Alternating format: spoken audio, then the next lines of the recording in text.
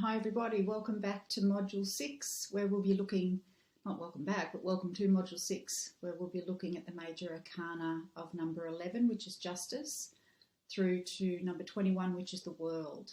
And I thought we'd just start off the reading by setting an intention, one that we've touched on before, but it's a really simple one that I learned many years ago. And there's so many that you can do, but this is just a nice simple one. So if you want to grab a piece of incense, and as I'm lighting it, I just say, may your pure white light of peace and love flow in and through this room, removing any negativity before it and dispersing it into your light. As simple as that. And you can say that with the intention of, may your pure white light flow in and through me, removing any negativity in and through this house, in and through whatever it is that you want to set that intention with. And just put it to the side. And let's get to it. So we're now through the Wheel of Fortune, and we're going to, which was the first double digit, so 1 and 0. So we understood that the Magician and the Fool play a part in the Wheel of Fortune. And now we'll continue through each of the double-digit major arcana cards. So these provide us with additional knowledge gleaned from the cards by adding the numbers together and hearing the whisper of the connections of the numerology. So our first one is Venus, which is Venus in Libra, and it's Justice, card number 11. If you don't know numerology, I've got both in the notes that are explained. So here is the universal laws and where we see our reflection in our true self. It's inner wisdom and finding our voice through activating our throat chakra, which is the light blue, and letting go of the baggage of our minds. So here we meet the middle point, and it's our lesson to find our true self. There are always two sides to a story, and being able to find the contradictions within teaches the fool that honesty, truth, justice, and taking responsibility for our own actions and our lives is key. We all have our own interpretation of truth, and here we feel confident to speak it. For example, it could be, now that you're learning how to incorporate tarot, you could be announcing that or saying that to people. And this could be a big statement if you're announcing it to people in the corporate world that wouldn't even think twice about something like this. And announcing it, to friends who might think, well, what are you up to? But either way, you stay true to what you believe. And once you speak up and you say the words out, you can't take them back. And this is why it's so important to believe in yourself and trust knowledge. So justice is the first of the master numbers, which is repeating digits. So when you reduce this card, 1 and 1 equals 2, which becomes the High Priestess. And the lesson in the High Priestess is to turn within and find silence. Now with justice, we speak and decide by carefully weighing up what is in alignment with our highest good. We can hold our sword with steadfastness. And justice, it's the balancing of the polarities. It's good and bad, and there's a fine line between love and hate. So two opposing thoughts can tip us off balance. So finding the middle ground, that's the neutrality of justice, where you can no longer be swayed or triggered by anyone else's opinion, but you can also see both sides of the story. So you can see the two pillars here, scales evenly balanced, and the sword is upright. And she also has the passion of the emperor and also the High Priestess's coloured veil here. So the occupations or the people that you might meet in justice are judges, lawyers, police, could be media outlets as well, editors, reporters, and law enforcement.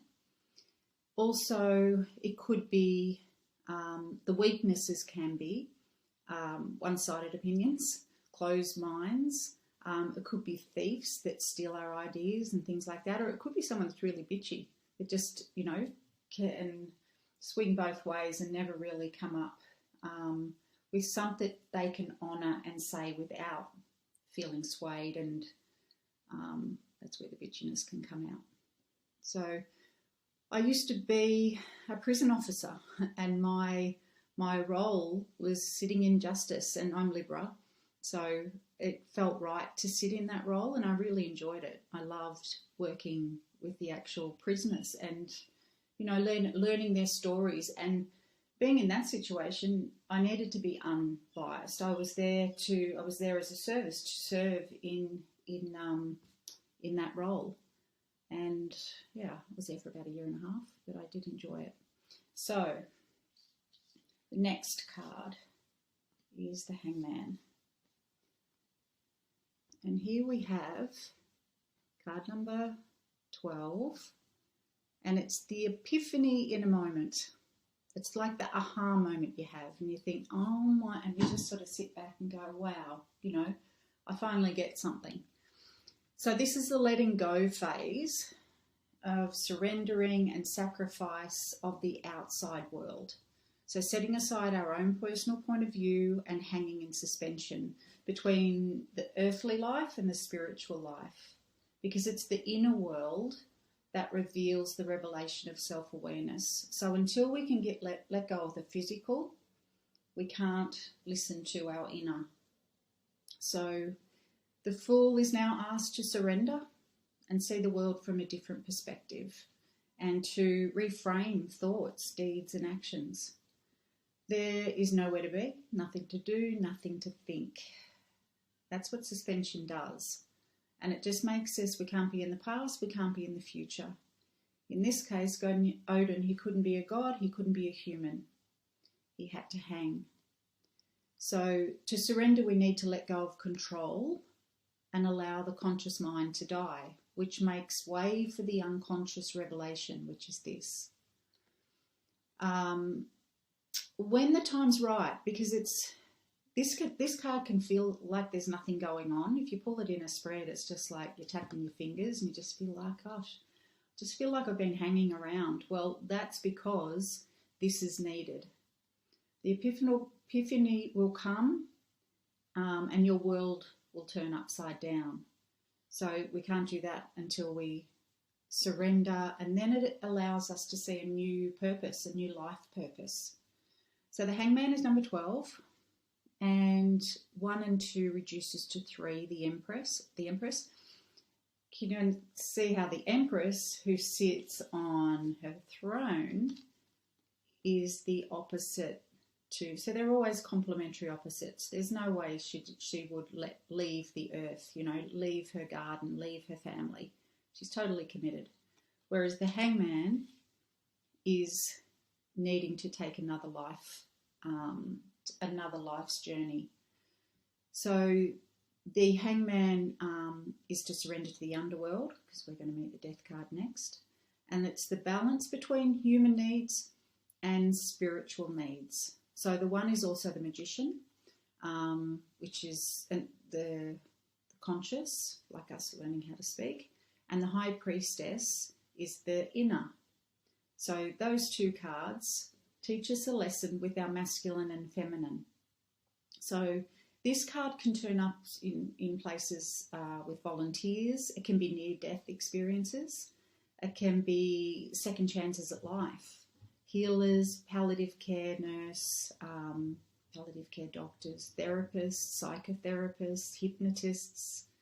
And the weaknesses and the shadow that can appear in this card is feeling disconnected, being too controlling and untrustworthy. People who like control can struggle in this card.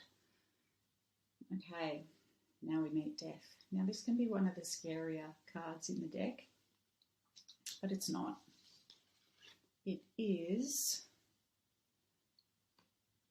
yeah, the only one that doesn't fear death is the inner child. See the little one holding the flower up? The Pope, the older people with dogmas, they do fear. And the child doesn't fear because it hasn't learned any of the universal laws.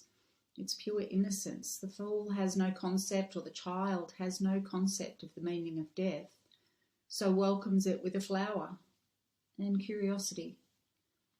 Imagine if we could do that with death, when we actually lose someone, knowing that death is death of the physical body, that our soul carries on.